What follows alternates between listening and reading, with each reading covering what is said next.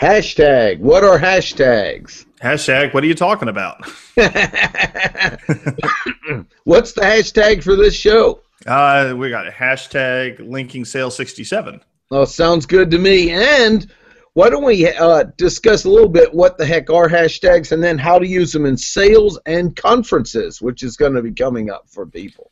Yeah, very true. I actually had a discussion with a salesperson here not too recently because the SHRM event is coming up. Actually, it's happening this weekend in Las Vegas, SHRM 15, which is the Society for Human Resources Professionals. I think it's something along those lines. But they have a big conference happening in Las Vegas, and he's never been, and he's hasn't really sold to HR before, and just had this fantastic discussion about how he can get in on that conversation and start networking with those buyers in human resources. And one of the ways he's going at it is with hashtags. And I got a great success story to share with you a little bit later on that. Excellent. Well, let's just start with, to me, explaining the different versions of hashtags because it's so confusing to a lot of people still. And it starts, to me, with the fact that one of the uses that makes it most confusing is the use of hashtags as side comments. Mm-hmm.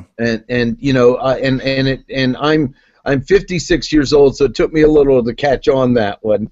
And that's, but when I remembered as a kid how my friend Billy would say something like, "I'm going to see my uncle this weekend and looking forward to it," not. Mm-hmm. I realized that that's what they're doing. That's the equivalent online of a side comment to something where it's not really meant as a searchable content, but it's a commentary on what's being said. Would you add something to it? Because that's, to me, that's what trips up people, that confusing piece, that there are multiple uses of hashtags. That's right. There are multiple uses of hashtags.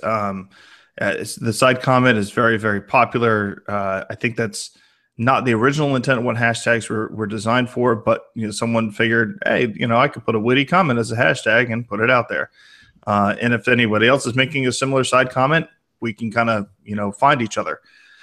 But there are other purposes for hashtags, and usually the primary reason is for it to consolidate search results or to find things around a specific topic. It makes things easier to find based on discussions that are happening online, finding out who are having those discussions, and so forth. So I think that, like for example, you go to a conference and you see the little hashtag sign at the bottom corner of the banner, and it says hashtag conference 2015, but that's how you actually get into that conversation with every other conference goer.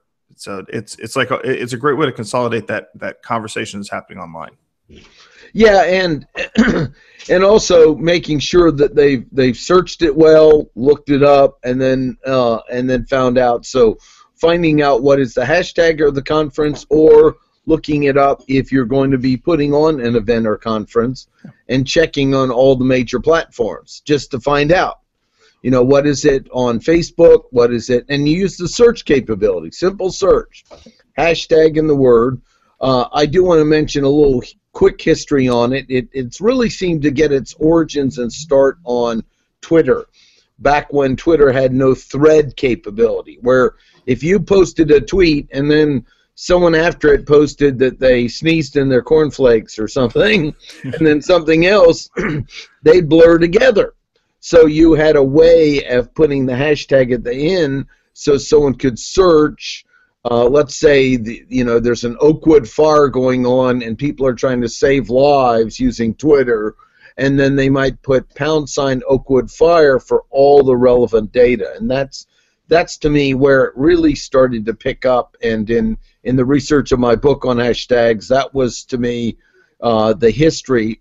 Utilization was consumers finding a way to tie Twitter together and inventing it by a character, the # over 3 or number sign that isn't used as much. And then the anatomy, of course, for anyone who doesn't know, is the words have to be written together. And capitalization really doesn't matter. No, absolutely. I agree. I mean, I think for some reason, Wayne Sutton comes up when thinking about that. I think he was an influencer in actually the development of the hashtag with Twitter. Because I do want to give him credit for, we did a talk together on Twitter in Raleigh, and he really got it started. The funny thing about that is a group heard that we had done it, didn't take the class, and we had an event called Final Friday for sales professionals, and they were very excited about it. And they said, "Hey, we're using the # FF." And I said, "Did you look it up first?" And they said, "We didn't." And we found that there were an awful lot of people who did not like Friday that used a word of profanity that starts with F, and we were grouped together on it on Twitter. So that was also an early awakening. Look before you leap with using hashtags. Yep. Well, I remember there's a lot of people today that'll use #FF or follow Friday, right? Yeah, not instead of Final Friday. Right? So it's you can, I guess branding your own hashtag is kind of critical. We've talked about hashtags in the past and how to find like conversations that are happening online. I know we've done a couple episodes in the past about sales chats or social hangouts or anything like that where you can get in a conversation during a specific period of time. That's a fantastic use for it to meet with other like professionals. But this episode, I think we definitely wanted to touch on how you can use it to find the conversations that a salesperson should be in, and also to create awareness around things that are happening like an event or something along those lines. So, I mean, this is this kind of episode. Let's look at like a couple of conferences, for example, that we can get in on that conversation. So the first one would be SHRM, like we had mentioned before. So the specific salesperson, and he's selling a software to help with HR professionals with basically managing payroll to a degree. And he's never sold into the space before. He has no idea, what's going on. And he really just had no idea where to get started. And so I suggested to him that he actually take a look since they were going to the trade show and they were going to be, they're going to have a booth on the floor, to look at the hashtag for the conference, which most conferences put together. There's an app for a conference sometimes, and then there's always the discussion that's happening on Twitter.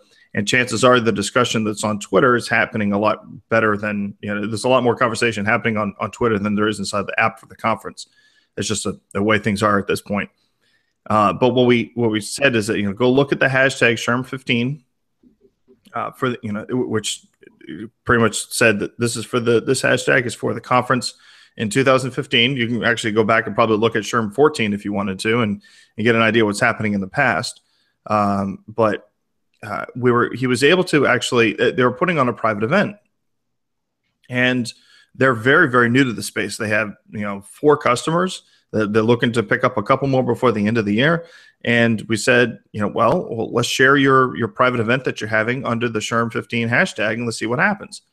Well, what happened is that there was a HR blogger who actually picked up their event page and wrote a blog post about it. And, within a matter of 24 hours, they had 150 people register for their event. Wow. And which was, they were excited, but also concerned because they wanted to make sure they had a big enough room. And so they're going to continue to find success using the SHRM15 hashtag throughout the conference. And I think for them, when you go and you spend, $10,000 or $15,000 on a booth at a conference, you really got to maximize it. Social is going to be the best way to take and maximize that. Yeah, that's excellent use. Other things, of course, in the conference is just letting people know you're looking forward to coming. Mm-hmm. Maybe if you have some good curated content you'd like to share. I know speaking at a conference, when I'm speaking there, if there's resources I mention in my talk, sometimes I'll share them before the talk.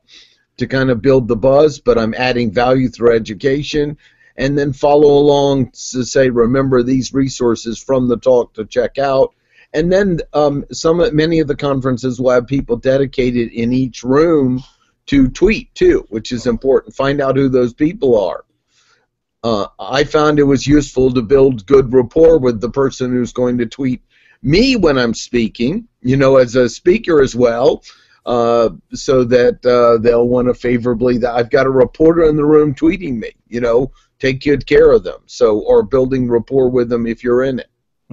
Those are two other things kind of on the ground and on the web to keep in mind with hashtags. Very true. And even sometimes you'll find that some of the conferences will not only have a hashtag for the event, but they'll have a hashtag for the speaking session too. And sometimes those will be displayed outside of the conference room before you go into it. We saw that at Internet Summit in Raleigh this past year. Yep. I would say, as you're definitely coming from a speaker perspective, but from a conference goer perspective, sometimes sharing your content in a session, it will not be received well.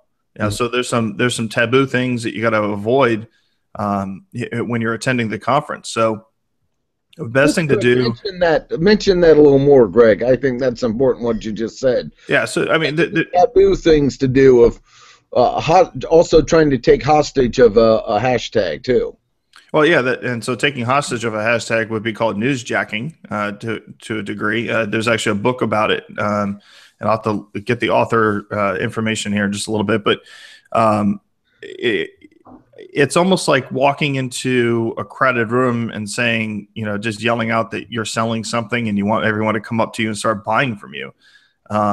It's just not appropriate. So it's the same etiquette that goes on when you're walking into a cocktail party goes on when you're on Twitter using hashtags too.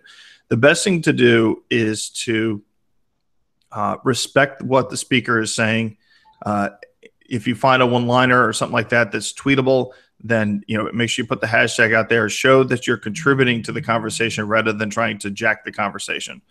And those sort of things actually help you with building the online respect that you are looking for, so that way people can trust you and trust you as a potential expert in your field.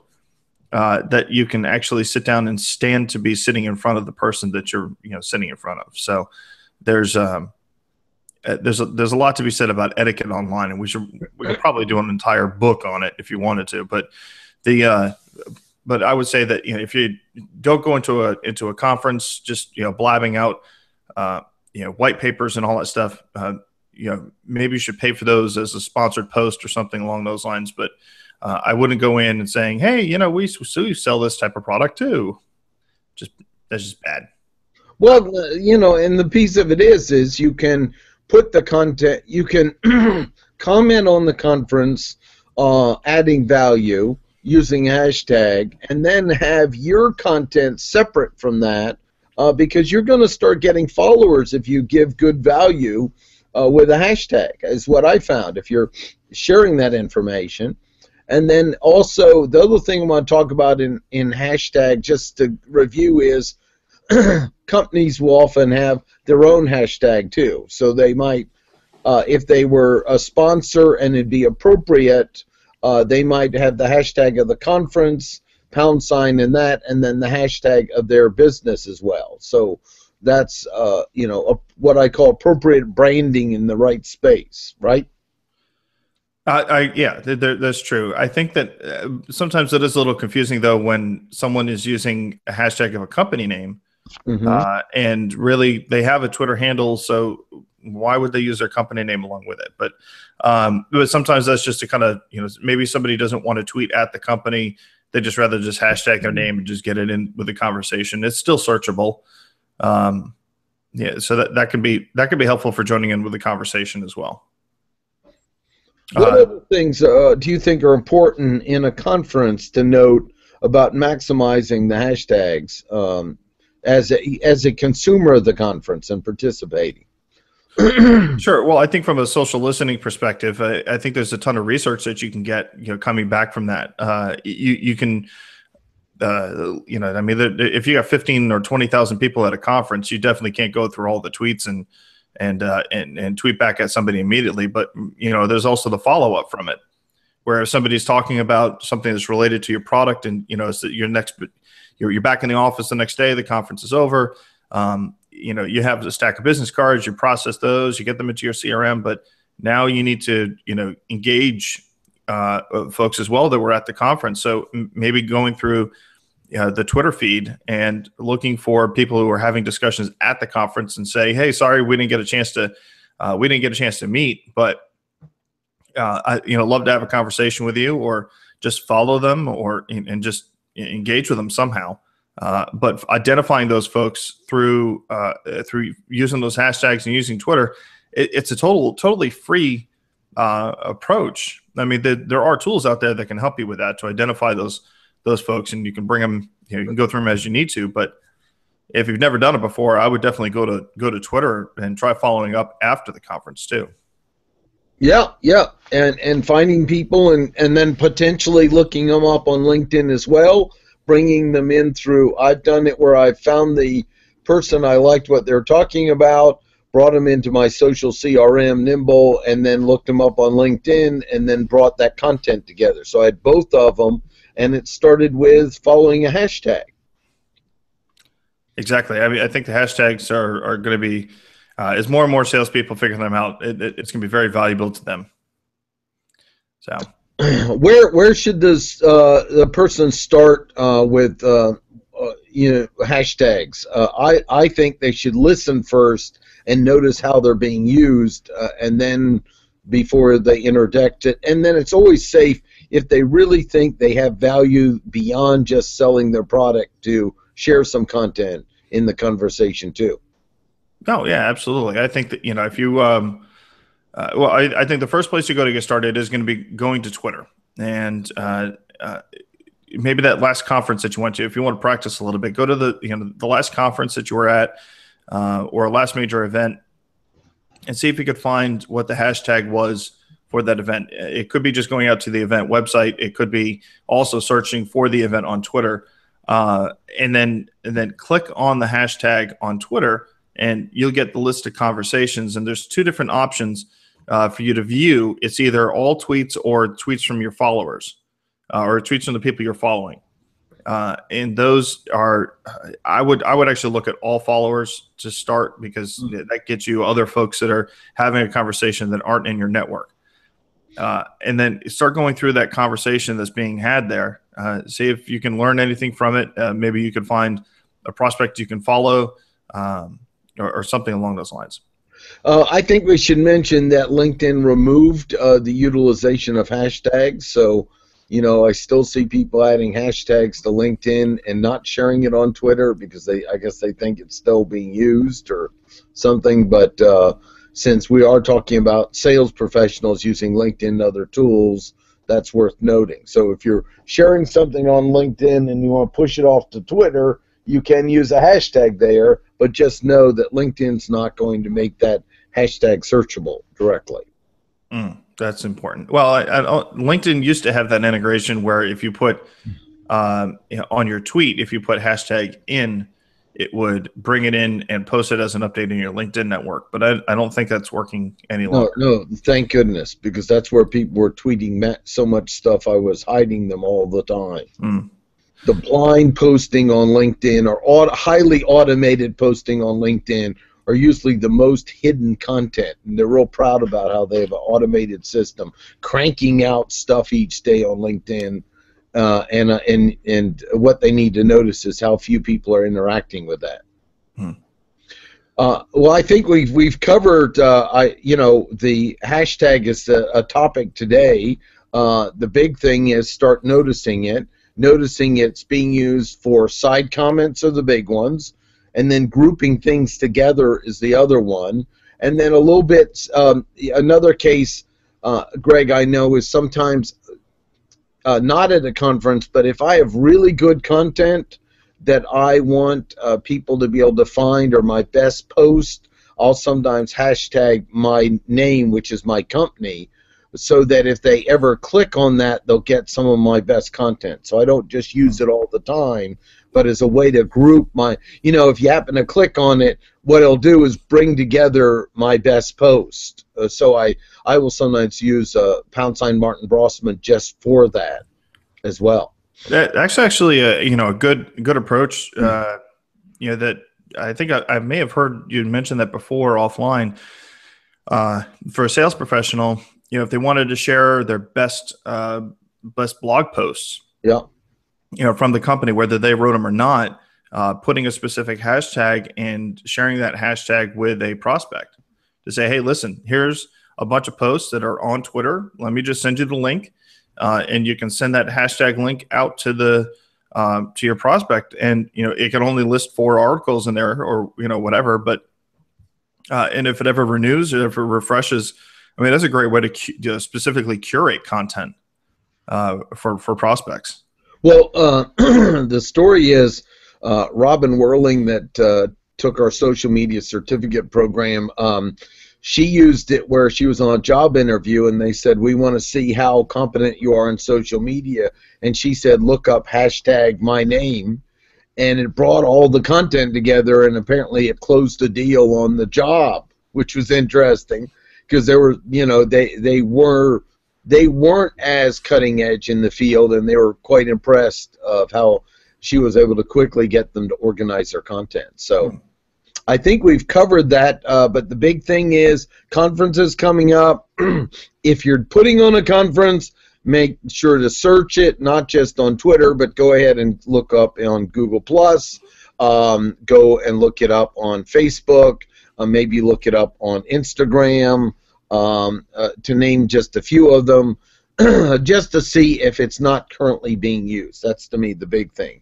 If you're speaking at a conference, you want to know about it so you can appropriately give added value as a way to appropriately promote your talk.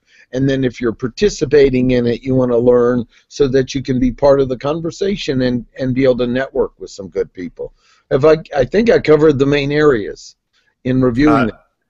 You did. I think you did. And actually, I'm going to look up real quick is the newsjacking, the article, the author of the book called Newsjacking. And I want to share that with you guys. While you're looking it up, excuse me. While you're looking it up, I want to talk about how many times national news has picked up me sharing weather events on Twitter. This isn't directly revenue driven, but the last ice storm in Raleigh, I got out and I stuck on the side of the road waiting until enough crazies get out of the way so I could get home safely.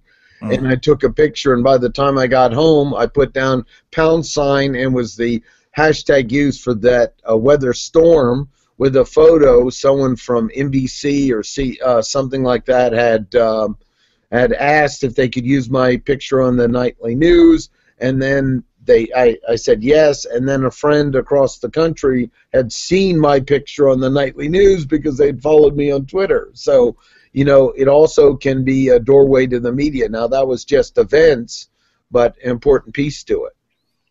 That's true. Getting picked up by bloggers or getting it picked up by news outlets and things like that. That's a great way.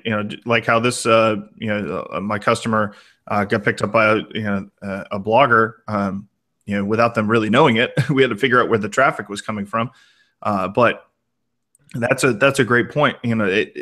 If you're looking for visibility, sometimes hashtags might be your best way to get PR. So all right. So the author of the book I was mentioning, Newsjacking, is David Merriman Scott. Fantastic author, great speaker in the space. Actually, you should probably subscribe to his podcast as well. But he wrote it's a Kindle book, which goes for, looks like it's about $6 on Amazon, but it's called Newsjacking, how to interject your ideas into a breaking news story and generate tons of media coverage. And then, of course, we got to mention the other book, How to Use Hashtags by Martin Brossman, for beginners to learn how to use them in general, is out there as well. So, is that on Amazon as well? Yep, it is. It's a Kindle book on Amazon by me. and make sure in the back you also link to the resources. It has a sign-in and password to go to resources to learn more about it. So check that in the back of the book as well. So look at that. So if you have a Kindle Unlimited account, it is totally free. But if not, it's $1.99. Excellent. So we'll put those in our comments. I think we've hashtagged this out. If you want some humor, what's that funny video by Justin? The one with Jimmy Fallon and Justin Timberlake. We might add that in the comment. There's still a few human beings on the planet who haven't seen that yet. Okay. Yeah. Well, it's a might be one of them. That's a great one. Hashtag oatmeal cookies. Exactly, and then how to use hashtags by me. So I think we've explored hashtags good. Greg, any closing comments? Just watch for more. We are going to be working on some training, so you'll see some variations in our posts. So over the summer, we'll be really putting out. We'll be doing hangouts and podcasts as we find key topics, and not quite as consistent because we're doing some deep diving on a training program. Is that a good way to explain it, Greg, or you want to say it differently? No, I think that's great. We have we do have that we're working on, and we have a site redesign that's underway as well. Going to try and bring some more social selling resources to you through linking into sales, as well as an additional property that we have acquired.